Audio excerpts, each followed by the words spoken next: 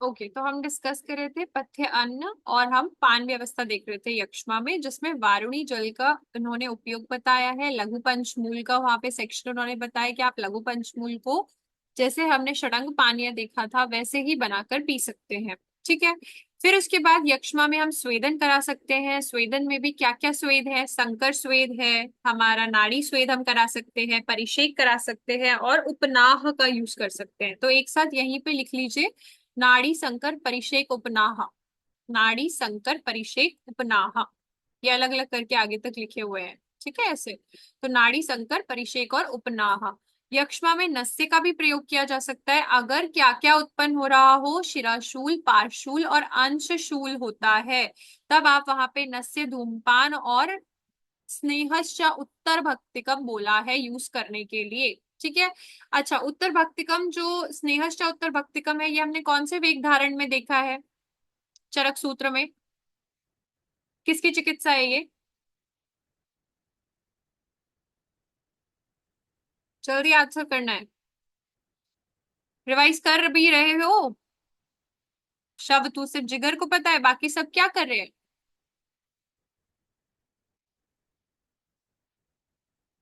मूत्र वेग की क्या चिकित्सा है?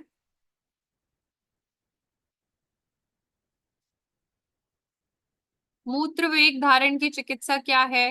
वेरी गुड ओम प्रकाश, अब पीड़ स्नेह बताया है। मुझे तो लगता है कि बस सूत्र स्थान पूछ लेना चाहिए आपसे, बाकी तो पढ़ाई हो रही है, ये क्या हो रही है पता नहीं, है ना? ओके बेटा, ओके। ठीक है। चलिए, यक्ष्मा में नस्य आदि का प्रयोग में क्या कह रहे हैं कि आपको अगर शिराशूल है, पाशूल है, अंशशूल है तो आपको नस्य देना है, धूमपान देना है और स्नेहश्च उत्तर भक्तिकम बोला है। यहाँ साइड में लिख लेना, घृतश्च उत्तर भक्तिकम शब्दुवेग धारण की चिकित्सा है। और अपीड घृत आपने मूत्रवेग चिकित्सा में देखा होगा। ठीक हो गया। चलिए नेक्स्ट क्या बता रहे हैं ये। यहाँ पे इन्होंने बोला है यक्ष्मा में वमन और विरेचन कब देते हैं? जब दोष अधिक होते हैं और शोषी मुंचती गात्राणि पुरीश स्त्रंसन आदि अपि, उस टाइम पे आपको यक्ष्मा में वमन और विरेचन देना होता है। तो अगर हम पूरा एक बार देखें तो क्या बोल रहे हैं, यक्ष्मा रोग से पीड़ित जिन रोगियों में दोष अधिक्य है, ऐसे व्यक्तियों में स्नेहन स्वेदन कराने के बाद स्नेह युक्त मृदु वमन कराना चाहिए। वमन के बाद आपको क्या देना है? जब उसमें बल उत्पन्न हो जाता है तो पुनः स्नेहन और स्वेदन करने के बाद स्नेह युक्त विरेचन कराना चाहिए। ये क्वेश्चन पूछा जाता है, स्नेहो स्वेदोपन्ना नाम सस्वेदम यन कर्षणम। डायरेक्ट ये स्टेटमेंट मिलेगी आपको और पूछा जाएगा कि ये किसकी चिकित्सा में बताया? स्नेहो स्वेदोपन्ना नाम सस्वेदम यन कर्षणम। ठीक है। तो वमन के बाद जब उसमें बल उत्पन्न हो जाता है, हम संसर्जन क्रम खत्म कर देंगे, उसके बाद पुनः स्नेहन स्वेदन करने के बाद स्नेह युक्त विरेचन कराना है उसमें।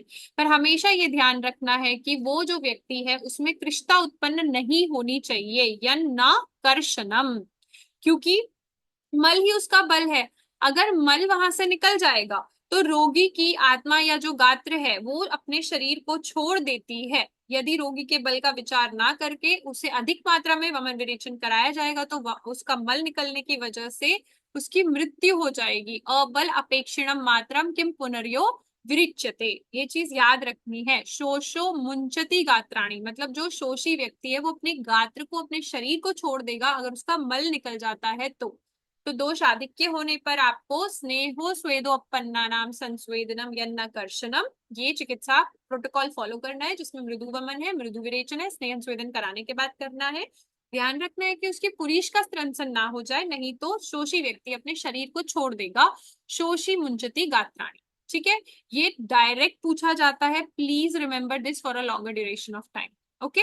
चलिए नेक्स्ट क्या है, राजक्षमा में नस्य अभी हमने देखा ही था। इन्होंने बोला है कि अगर नस्य देना हो तो आप बला, विदारी गंधा आदि का जो मूल है, या फिर आप विदारी गंधा और मुलेठी से सिद्ध किया हुआ जो आपका घृत होता है उसमें सेंधा नमक मिलाकर नस्य देंगे, जिससे कि उसका स्वर उत्तम हो जाता है। सर्पी नस्यम स्याद स्वर्यम उत्तमम। ठीक है। तो राजक्षमा में नस्य के लिए ये कह रहे हैं कि बला के साथ विदारी गंधा मिला दो या विदारी गंधा के साथ मधुक मिला दो। उसमें भी आप क्या करेंगे, इनसे सिद्ध किए हुए घृत में सेंधा नमक मिलाना है आपको, सो दैट पोटेंसी उसकी हाई हो जाए, तो ये स्वर को अच्छा कर देता है। नस्य देने से स्वर पे इम्पैक्ट आ रहा है यहाँ पे, ठीक है।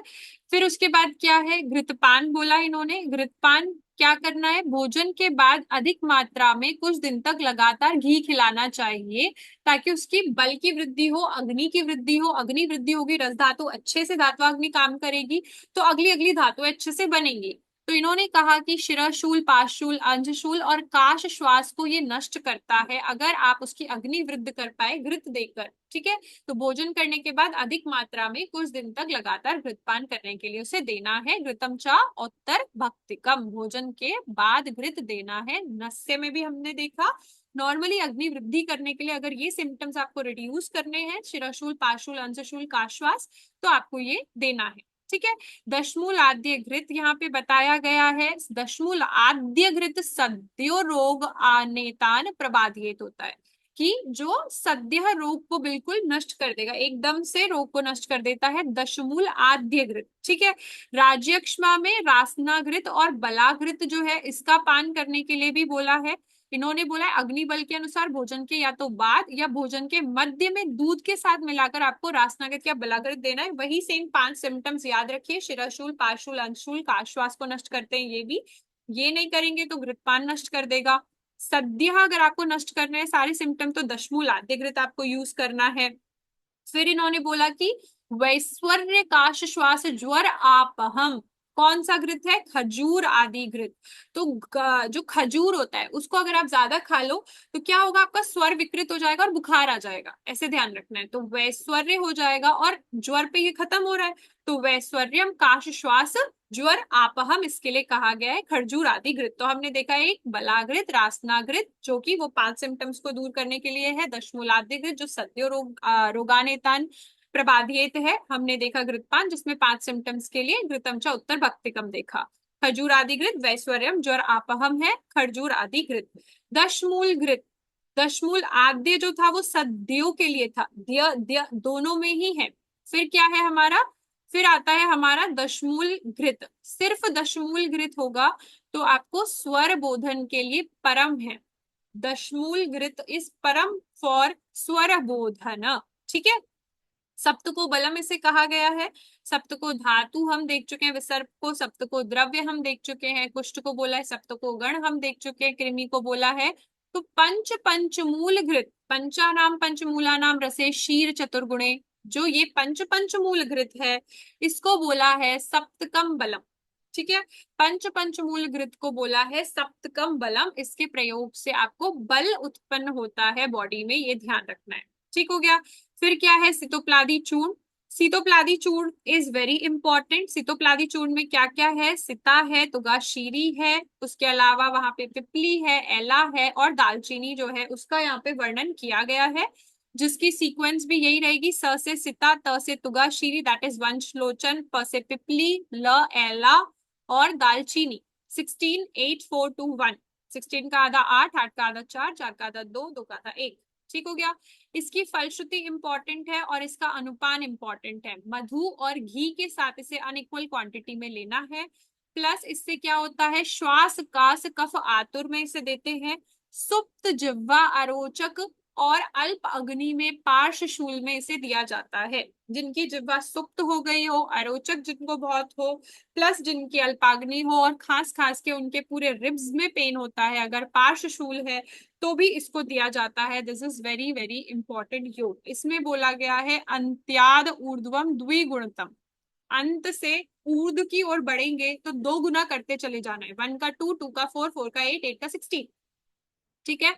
सितोप्ला तुगाशीरी पिपली बहुला त्वचम, अंत्याद ऊर्ध्वम द्विगुणतम, लेहियेन चाटना है किसके साथ, मधु और सर्पी के साथ। श्वास कास कफ आर्तुरम में सबसे बेस्ट बताया इन्होंने। इसके अलावा अगर आपकी जिह्वा सुप्त जिह्वा हो गई हो, वेरी वेरी इंपॉर्टेंट, मैंने अपनी बुक में बनाया हुआ था, ऐसे एक जिह्वा बनाई थी और उसकी आंखें बंद बनाई थी कि वो सो गई है वो जिह्वा, ठीक है। अब कैसे दिखाते हैं, आंखें बंद ऐसे दिखाते हैं, ठीक है। सुप्त जिह्वा है वो, और अरोचक और अल्प अग्नि में इसे देते हैं। नेक्स्ट क्या है, वासा शतावरी घृत का प्रयोग उन्होंने बताया, ये मैंने आपको लिखवाया भी है कि हस्तपाद अंग में दाह हो और ऊर्ध रक्त चला गया हो तब वासा और शतावरी घृत देना है, ठीक है, वासा जो है वो बहुत अच्छा है रक्त पित्त के रिगार्डिंग।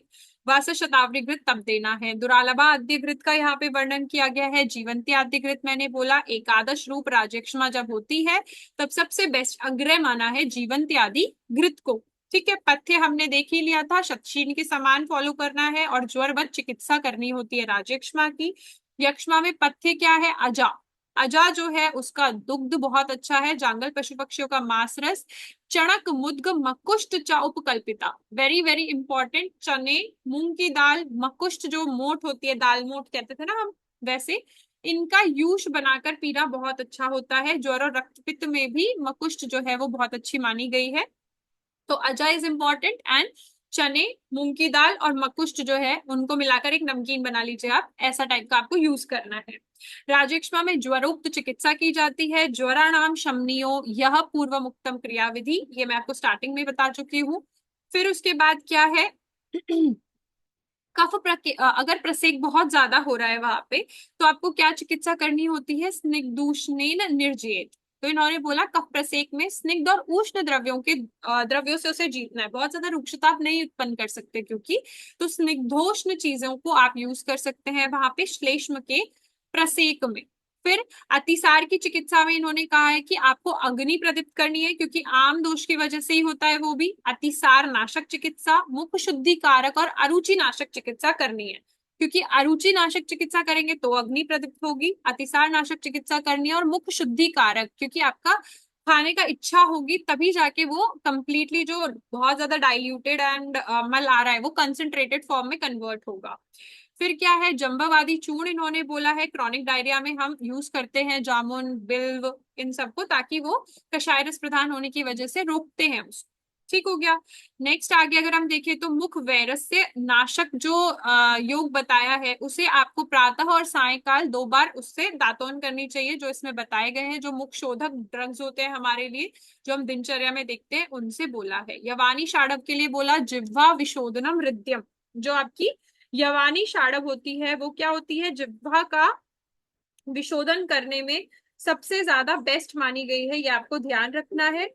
उसके बाद नेक्स्ट अगर आप देखते हैं तो दैट इज अवर, इसके बाद बस आपका एक ही योग सबसे इंपॉर्टेंट बचता है, वो है Talisadi churna, which is very very important. शाड़व हमने देखा कि उराशत या शतशीर्ण में यूज होता है, और यवानी शाड़व में आपको याद रखना है कि पिपली 100 एंड मरिच इज 200। पिपली 100 एंड मरिच इज 200, तो पीएम लिख सकते हैं आप, है ना, प्रधानमंत्री 100-200। ठीक है, यवानी शाड़व प्रधानमंत्री 100-200 ऐसे ध्यान रख लीजिए। और जिह्वा विशोधनम हृदयम, जबकि सुप्त जिह्वा में हमने क्या देखा था? सितोप्लादी चूर्ण देखा था। ठीक है, तालिश आदि चूर्ण है हमारा, जिसमें क्या क्या है? हमारी तुगाशीरी है, फिर मरीच है, शुंठी है, पिपली है, वंशलोचन है, त्वक और एला है। 1 2 3 4 5 टीएम एसपीवी त्वक एला, तुम एसपीवी त्वक एला। ठीक है, यहाँ पर क्या बोला? यथोत्तरम भाग वृद्ध्या, यथोत्तर एक एक भाग वृद्धि करनी है। वहां पे क्या बोला था उन्होंने? द्विगुण करना था, वहां पे दुगुना करना था। काश श्वास अरुचि हरम तत्चूर्णम दीपनम परम, दीपन के लिए जो चूर्ण परम है राजयक्ष्मा में वो है तालिस आदि चूर्ण।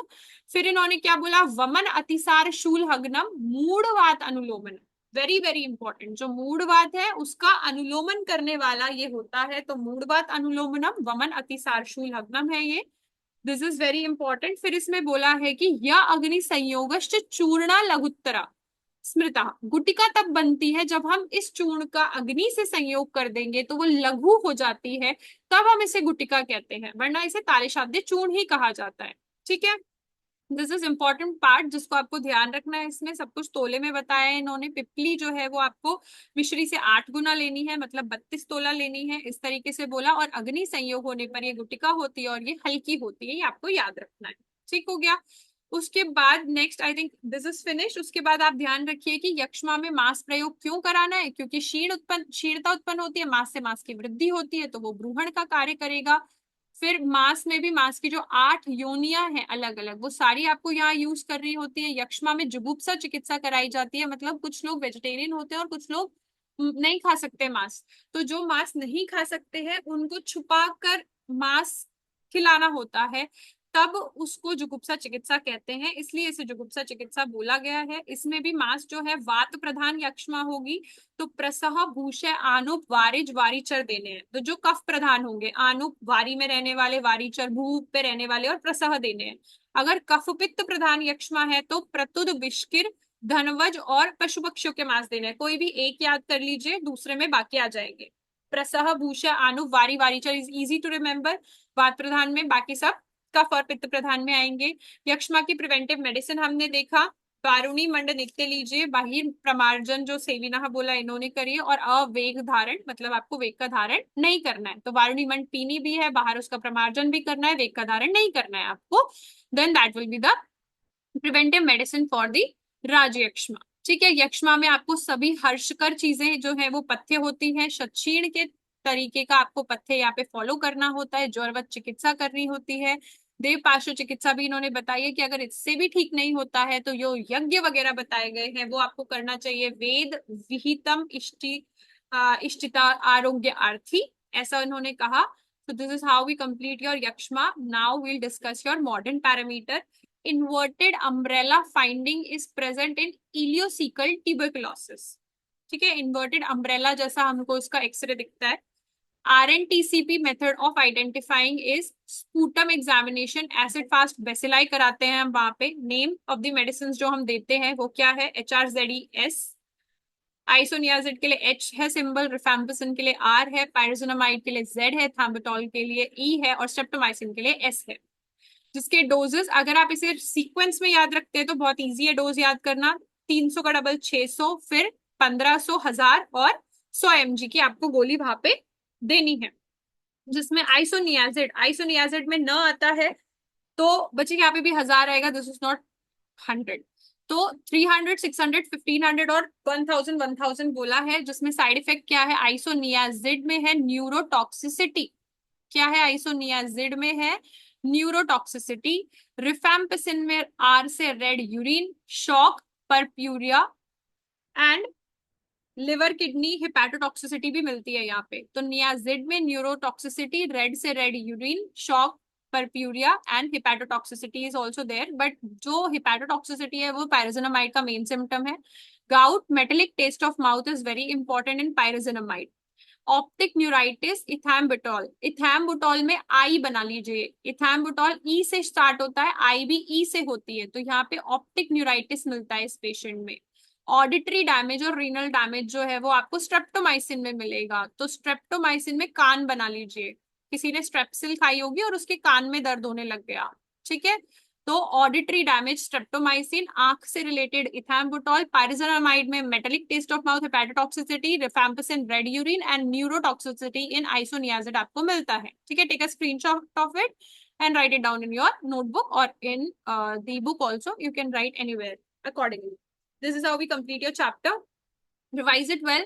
जिसमें से जो मेन पॉइंट्स थे मैंने आपको एक साथ लिखवा दिए थे, इसलिए वो सब आपको यहाँ पे भी इजी लगे होंगे कि पथ्य किसके समान है, शतशीन के समान है, ज्वरवत चिकित्सा है, जुगुप्सा चिकित्सा, देवपार्श्व चिकित्सा करवानी है। ये सारे पॉइंट्स इसके सबसे हाईएस्ट पोटेंसी पॉइंट है। जीवंती आदिघृत कहाँ पे यूज करना है, पंचमूली घृत कहाँ पे यूज करना है। सो ये आपको बहुत अच्छे से ध्यान रखना है और अच्छे से पढ़ाई करनी है। ठीक है, अब सबसे पहले वीडियो ऑन करो सब, फटाफट वीडियो ऑन करिए।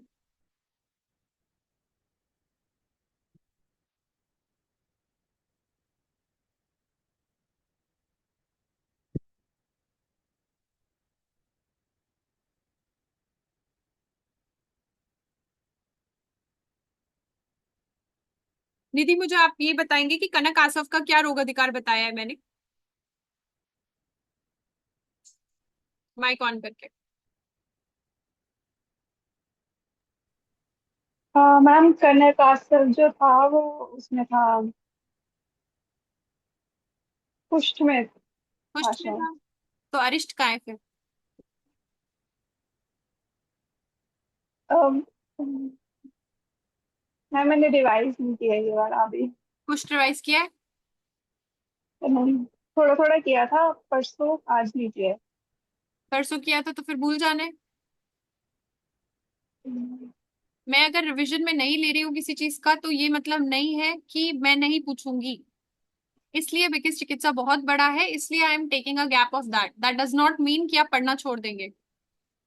अंजलि आप मुझे बताएंगे मनाशलादि धूम कहाँ पे बताया है?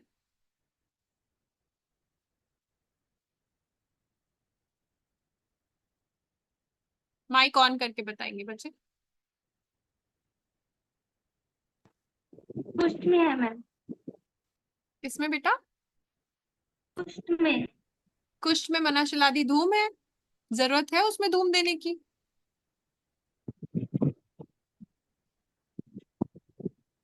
हिक्का श्वास में नहीं देना है उसको हमें।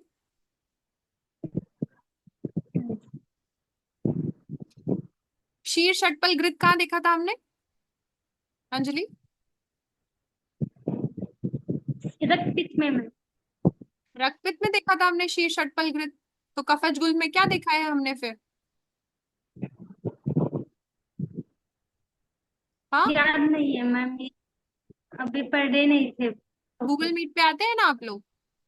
चलो सुबह तो टास्क होता है आपका करने का, शाम को तो रिवाइज कर सकते हैं ना हम। आगे का चैप्टर हो गया है इसका मतलब ये कभी नहीं सोचना है चिकित्सा में कि पीछे का मुझे सब याद रहेगा। अनलेस यू रिवाइज इट, जब तक आपका चिकित्सा स्थान चल रहा है यही सबसे अच्छा मौका है सबसे ज्यादा बार उसे रिवाइज करने का। If you will not revise it again and again, class में आपको लगेगा कि मैडम ने पढ़ा दिया है, मुझे आ रहा है, जो भी 50% लोगों को लगता होगा वो नहीं लगता होगा बाकियों को भी, अगर आप ध्यान से नहीं सुनेंगे तो। एवरीवन, जब तक चिकित्सा स्थान चल रहा है इट्स योर पोटेंट टाइम, जब आप बार बार उसे रिवाइज कर सकते हैं, बाद में अलग से टाइम निकालना पड़ेगा उसे रिवाइज करने के लिए। आई समझ में बात? जब आप पढ़ रहे हैं तब आपको आसान लगेगा क्योंकि बुक सामने खुली हुई है ना। जब बुक बंद कर देंगे तब आपको दिक्कत होगी। जब कुछ पढ़ा था तब मजा आ रहा था कुछ पढ़ने में भी, मुझे पर्सनली ऐसा लगता है कि आ रहा होगा। बट जब कुछ खत्म हो गया तब भी कुछ को याद रखना है, देन ओनली आंसर बनेगा आपके उससे। जिगर माइक ऑन करो। Yes ma'am. जिगर मुझे बताओ पटोल आदि क्वाथ कहाँ कहाँ है? पटोरादि पटोरादि को गृहिणी में, अर्श में और हंस ले पहले ये, हंसो, सब हंस लेंगे थोड़ी देर। गृहिणी में, अंश में और अवंतिका को बहुत हंसी आ रही है और गरिमा को भी, मुझे भी आ रही है यार। मैं गुस्से में हूँ, पुष्टि आई में। Want to do that thing, शांत हो जाओ। तुम लोगों का मुझे स्टेटस दिख रहा है, तुम क्या कर रहे हो टेस्ट में?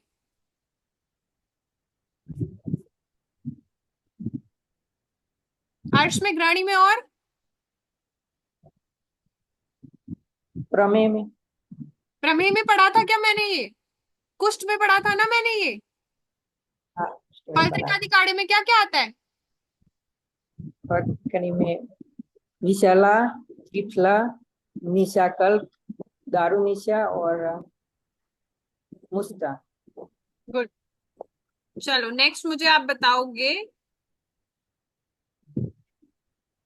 हमने ये कहाँ पे देखा है कुष्ठ में गंधक वाला जो योग था उसमें क्या क्या था? गंधक में गंधक प्रयोग और गंधक के साथ आंवला और मधु का प्रयोग। ओके। ठीक जाति है। जाति कितने कुष्ठों को संपत्ति नष्ट कर आया। सकता है वो? सप्तदश 17 कुछ। Very good. काकनक तो असाध्य है इसलिए। Very good. चलो मुझे बताओ कनक बिंदु अरिष्ट जो है वो कितने दिन कौन से वाले में यूज करना होता है? महाकुष्ठ में कितने दिन देंगे और शुद्र कुष्ठ में कितने दिन देंगे? वन 1 मास में महाकुश में और 15 दिन शुद्र कुश में। Very good. अच्छा, और ये शीर षटपल घृत कहाँ था? शीर चक पर फिर कफज गुण में। और क्या क्या आता है कफज गुल में योग में? कफज गुण में कौन था उसमें मेन मिश्रक्ष ने कैरेक्टर? मिश्रक्ष ने मेन भल्लातक कैरेक्टर आदि कौन है? दूध। भालू, हाँ भल्लातक। और भल्लातक रोहिण्यादि घृत किस में है फिर, कौन से गुल में है? रोहिणी देखिए पित्तज गुण में। पित्तज गुल पित्तज में है। गुण में। ठीक है। चलो अवंतिका माइक ऑन करो। अवंतिका मुझे ये बताओ कि अगर रक्त पित्त है, उसमें विबंध हुआ है, तो क्या देंगे?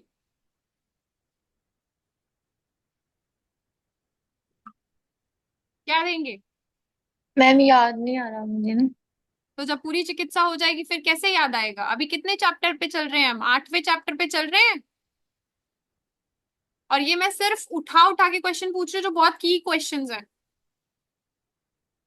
विबंध होने पे क्या देते हैं? शशा सा वास्तुक देते हैं। Yes ma'am. चलो मुझे ये बताओ, वातज पित्तज और कफज प्रमेह जो है उनके नंबर कितने हैं? साध्यता असाध्यता क्या है और चिकित्सा क्या बताई गई है? वो जो एक एक लाइन बताई है। मैम जो वातज वाला जो कफज वाला होता है वो 10 होते हैं। और वो समक्रियत्वाद बोला है और साध्य होते हैं। और जो पित्तज वाला होता है वो वो होता है हमारा मतलब वो याप पे होता है और विरुद्ध